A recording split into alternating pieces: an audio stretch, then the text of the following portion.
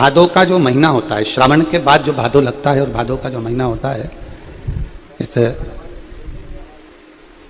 सावन के बाद में जो भादो का महीना आता है, भादो का जो महीना होता है, ये पूरा भगवान देवाधिदेव महादेव के पूरे परिवार के लिए रहता है। पूरा भादो का महीना भगवान शंकर के पूरे परिवार के लिए यह भादो का महीना रहता है। आप देखिए, सावन में अपन दर्शन करते हैं, श्रावण महीने में अपन 1 लोटा जल देवाधिदेव महादेव को समर्पित करते हैं, सावन के महीने में अपन भगवान शंकर की स्तुति करते हैं, सावन के महीने में अपन भगवान शिव की आराधना करते हैं, भगवान शंकर की अर्चना करते हैं, और भादो के महीने में माँ पार्वती जी की आराधना करते हैं। भादो के महीने में हम माँ पार्वती की आराधना कर रहे हैं, भगवान श्री गणेश जी महाराज की आराधना कर रहे हैं।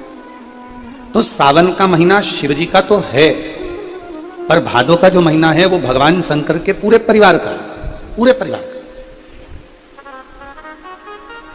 शिव जी का संपूर्ण परिवार, भगवान देवाधिदेव महादेव का पूरा परिवार भादो के महीने में पूजा जाता है। भादो के महीने में स्वयं भगवान नारायण, माता पार्वती जी जब 6 वर्ष की अवस्था में हैं और वन में अपनी सखियों के साथ में तब साधना करने के लिए जब विराजमान होती हैं, तब करते करते करते करते करते करते जब उन्हें शिव का दीदार नहीं होता, शंकर का दर्शन नहीं होता, तब माता पार्वती, भगवान नारायण स्वयं आकर पार्थिव लिंग के पूजन का वर्णन करते हैं, ताकि मोती का, पारद का, स्फटिक का, माणिक का, पोखराज का, सोने का, चांदी का, हीरे का, पीतल का, तांबे का, लकड़ी का, मिट्टी का, बालू रेत का, पाषाण का, सबके शिवलिंग बनते हैं। सबका शिवलिंग का निर्माण होता है और सभी शिवलिंग की पूजन भी होती है। सारे भगवान शंकर के शिवलिंग की आराधना भी होती है, भगवान शंकर के शिवलिंग की पूजन भी होती है। और ऐसा कोई शिवलिंग नहीं जिसका बल कम हो। कितना सुंदर एक बात कही गई है कि भीम ने युधिष्ठिर और अर्जुन का संकल्प पूरा करने के लिए लकड़ी, एक वृक्ष को काट दिया था और नीचे की जड़ को ऐसा गोल बना दिया था शिवलिंग की आकृति का। और शिवलिंग की आकृति का गोल बनाकर भीम और अर्जुन से कह दिया कि तुम्हारा नियम है ना रोज जल चढ़ाकर भोजन करने का, ये देखो ये शिवलिंग है, पूजन करो और जल चढ़ाओ और भोजन करो। अब उन्होंने जल चढ़ाया और जल चढ़ाकर उन्होंने भोजन करा। जैसे ही भोजन करा तो भीम ठाका लगाकर हंसे। भीम ने कहा कि मैंने तुमको पागल बना दिया, मैंने तुमको बेवकूफ बना दिया, मैंने पेड़ को काट दिया, जड़ को मैंने शंकर की शिवलिंग की आकृति दे दी, और मैंने शंकर की शिवलिंग की आकृति देकर मैंने तुमसे उस पर जल चढ़वा दिया, मैंने जल चढ़वा दिया। और जब मैंने जल चढ़वाया, जब मैंने तुमसे जल चढ़वाया और तुमने जल चढ़ाकर भोजन भी ग्रहण कर लिया, जल चढ़ाया मेरे कहने पर, भोजन भी ग्रहण कर लिया। अब कई माताएं ऐसी हैं, कई भाई ऐसे हैं, कई बहनें ऐसी हैं जो शिव महापुराण की कथा को सुन सुनकर मंदिर जाती हैं। कहीं कहीं मंदिर में पाषाण की शिवलिंग होता है, कहीं कहीं बालू रेत का बना होता है, कोई शिवलिंग पारद का होता है, कोई शिवलिंग स्फटिक का होता है, जो उनकी मर्जी में। उनको नहीं मालूम, वो तो बस इतना जानती है कि हम भोले के और भोले हमारे। कई कई माताएं कहती हैं, गुरुजी हम जिस मंदिर में जल चढ़ाने जाते हैं वहां का जो शिवलिंग है उसकी दिशा पूरब में, कोई कह देता है पश्चिम में है, कोई कह देता है दक्षिण में है, कोई कह देता है उत्तर में है, कोई कहता है हमको मालूम ही नहीं कि हम जिस मंदिर में जल चढ़ा रहे हैं उसकी दिशा किस ओर है। क्या हम मंदिर में जल चढ़ा रहे हैं और भगवान शंकर हमारे जल को स्वीकार कर रहा है? क्यों नहीं करेगा? भगवान शिव उसको स्वीकार क्यों नहीं करेगा? भगवान शंकर क्यों ना स्वीकार करेगा? बस क्या चाहिए? भगवान शंकर ये नहीं देखता कि तुम भगवान शिव को क्या दे रहे हो।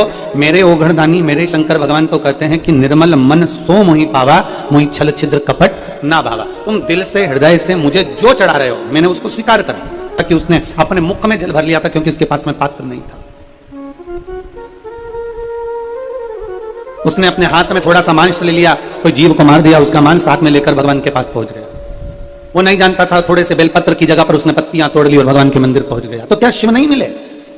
शिव महापुराण में कडप का चरित्र आता है, उस भील का चरित्र आता है, कडप का चरित्र आता है, और भगवान की कथा कहती है कि कडप के लिए भगवान स्वयं सम्मुख में प्रकट हो गए क्योंकि उसकी भक्ति इतनी प्रबल हो गई थी कि उसने अपना एक नेत्र निकालकर भगवान शंकर के शिवलिंग को दे दिया। उसकी इतनी भक्ति प्रबल हो गई। जब व्यक्ति का विश्वास, जब व्यक्ति की दृढ़ता, जब व्यक्ति का भरोसा पक्का होता है तो शंकर उसे स्वीकार करते ही हैं। शनिवार के दिन जो पीपल के वृक्ष में सरसों के तेल का दीप लगाता है उसको शनि कभी परेशान नहीं करता। एक बात हमेशा ध्यान रखिएगा, मान लो अगर कोई भारी रोग ऐसा शनि महाराज के कारण हो गया हो, अच्छे काम करते करते उल्टे हो रहे हैं, होते हैं किसी किसी के साथ में, विपरीत परिस्थितियां आ जाती है, अच्छा करने जाओ बुरा हो जाता है, अच्छा कर्म करने जाओ बुरा हो जाता है। तो पीपल के वृक्ष की जो छाल होती है, छाल देखिए, पीपल के वृक्ष में जो छाल लगी होती है, उस छाल को घिसकर चंदन बनाकर भगवान शंकर का स्नान कराकर, अभिषेक कराकर, पूजन कराकर, पूजन कराने के बाद में पिपलेश्वर महादेव का नाम लेकर, कौन से महादेव? पिपलेश्वर महादेव का नाम लेकर वो जो घिसी हुई छाल होती है, उस छाल का तिलक भगवान शंकर को लगा लो और उसी का थोड़ा सा भाग अपने कंठ पर, मस्तक पर लगाना प्रारंभ कर दो। धीरे धीरे जो विपरीत दशा है वो सुधरना प्रारंभ हो जाती है। पर नाम याद रखना, पिपलेश्वर, जम के बोलिए, पिपलेश्वर महादेव भगवान शंकर का एक अवतार है, पिपलाद अवतार, पिपलाद अवतार।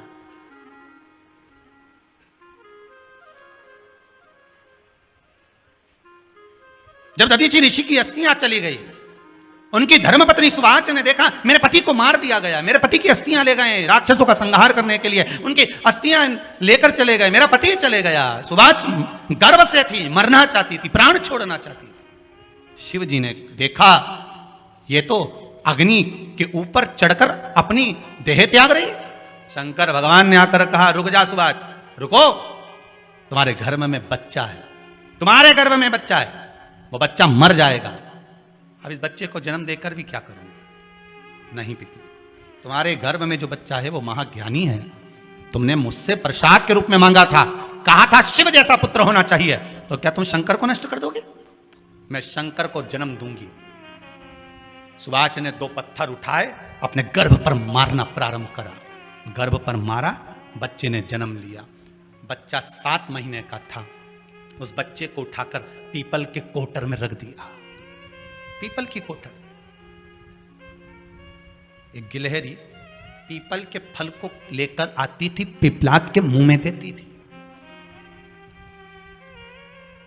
शिव का एक अवतार, इसलिए शंकर का नाम ही पिपलेश्वर महादेव। शिव का एक अवतार पिपलाद के रूप में हुआ है।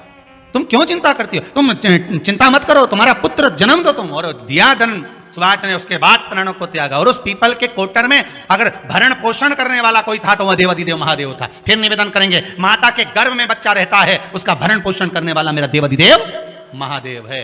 अगर जन्म उसने दिया है तो मृत्यु भी वो देगा। अगर तुमको कुछ ज्ञान दिया है तो अच्छी जगह पर भी वही पहुंचाएगा। आप जो अभिलाषा लेकर आते हैं, बच्चे कहते हैं हमारी नौकरी नहीं है, सर्विस नहीं है, हम इस कॉलेज में पढ़ना चाहते हैं, इस जगह जाना चाहते हैं, हम इस पद पर जाना चाहते हैं, बस इतना याद रखना, तुम्हारा भाग्य बुरा नहीं होता। कभी भी याद रखना, संसार में जिसको भगवान ने जन्म दिया उसकी किस्मत कभी बेकार नहीं हो सकती। अगर भगवान तुम्हारी किस्मत बेकार होती तो जानवर बनाकर पैदा करता, इंसान बनाकर नहीं। किस्मत अच्छी थी इसलिए इंसान बनकर पैदा हुआ, जानवर बनाकर पैदा नहीं करा। अगर तुम्हारी किस्मत अच्छी थी इसलिए मनुष्य बनकर पैदा हुए हो, इंसान बनकर पैदा हुए हो, मानव बनकर पैदा हुए हो। भगवान को दोष मत देना कि भगवान ने किस्मत बेकार दी है। भगवान ने किस्मत अच्छी बनाई है इसलिए तुझे मृत्यु लोक में जन्म दिया। भगवान ने भाग्य अच्छा बनाया इसलिए तुझे शिव महापुराण की कथा सुनने का मौका दिया।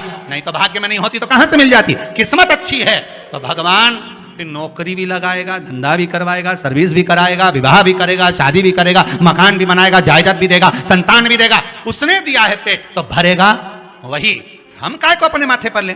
मैंने इतनी पढ़ाई कर ली, मैं इंजीनियर हो गया, मैं ये बन गया, मैंने तो ये कर लिया, उसके बाद भी मैं घर में बैठा हूं, मेरा छोरा घर में बैठा, इतना पढ़ने के बाद बैठा। जन्म उसने दिया है, भाग्य उसका है, किस्मत उसकी है, तो कहो उसको कि शंकर का भजन कर, मंथन करे, मक्खन निकलेगा और घी भी जरूर बनेगा। हारना मती। जब तेरे 3.5 करोड़ बार गिनती मत करना, गिनती वो करेगा। तो भज, तो कुबेरेश्वर का स्मरण कर, तू महाकाल का स्मरण कर, तू काशी विश्वनाथ का स्मरण कर, तू महाकाल राजा का स्मरण करके तो देख, शिव का भजन कर। 1 लोटा पानी ले जाकर रोज चढ़ा शंकर जी के मंदिर में जा। शिव से भजन करने में क्या देरी? नहीं जा सकता शिव मंदिर में जाने में? बच्चों को अगर शर्म आती हो तो बेलपत्री के पेड़ के नीचे पानी चढ़ाया, वो भी नहीं कर सकता तो पीपल के पेड़ के नीचे चढ़ाया, वो भी नहीं कर सकता तो आंवले के पेड़ के नीचे चढ़ाया। पर कहीं जुड़ तो सरी, एक बार साध तो सरी, पकड़ने का प्रयास तो करो परमात्मा।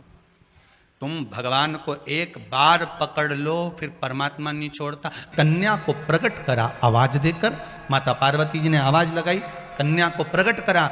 जैसे ही वो अशोक के वृक्ष से कन्या बाहर निकल कर आई, माता पार्वती के एकांत को समाप्त करने के लिए वो कन्या अशोक के वृक्ष से प्रगटी, इसलिए उसका नाम जम के बोलिए अशोक सुंदरी हो गई। शिव महापुराण की कथा कहती है ये अशोक सुंदरी कोई साधारण नहीं है, अशोक सुंदरी का चरित्र कोई साधारण नहीं है। अशोक सुंदरी की कथा का अगर हम स्मरण करें, कुमारी अवस्था के अंतर्गत, कुमारी अवस्था के अंतर्गत जिस कन्या हो चाहे वर हो, अगर उसके जीवन में, अगर कुमारी अवस्था में है, चाहे कन्या हो चाहे वर हो, उसके कुमारी अवस्था के अंतर्गत उसको जीवन में कुछ भी तकलीफ आए, हम तो फिर बच्चों से भी कहेंगे, ये बेटियों से, ये बेटों से जो कुंवारी अवस्था के हैं जिनका विवाह नहीं हुआ, उनसे हम ये जरूर कहेंगे कि जब भी आप शंकर जी को जल चढ़ाने के लिए जाओ, एक लोटा पानी चढ़ाने के लिए जाओ, तो शंकर जी को जब जल चढ़ाओ तो उससे पहले प्रयास करना कि जो शंकर जी के सामने, आपको मालूम है ना अशोक सुंदरी की जगह, शिव जी के सामने जहां से पानी बहता है उसके सामने बीच में एक मोटी सी लाइन होती है, वो अशोक सुंदरी की जगह होती है। अगर आप कोई एग्जाम देने जा रहे हो, कोई कंपटीशन एग्जाम में बैठ रहे हो, कहीं इंटरव्यू देने जा रहे हो, या कोई परीक्षा निकल नहीं रही है, तो प्रयास करो, विवाह नहीं हो रहा है या कोई काम आपका अटक रहा है, तो शिव को जल चढ़ाने से पहले अशोक सुंदरी वाली जगह पर आप थोड़ा सा जल समर्पित करो, अपनी मनोकामना करो और शिव जी को जल चढ़ाकर फिर जाइए, बाबा आपका कार्य पूर्ण कर देगा। कुंवारी अवस्था वालों के लिए अशोक सुंदरी का स्मरण जरूरी है।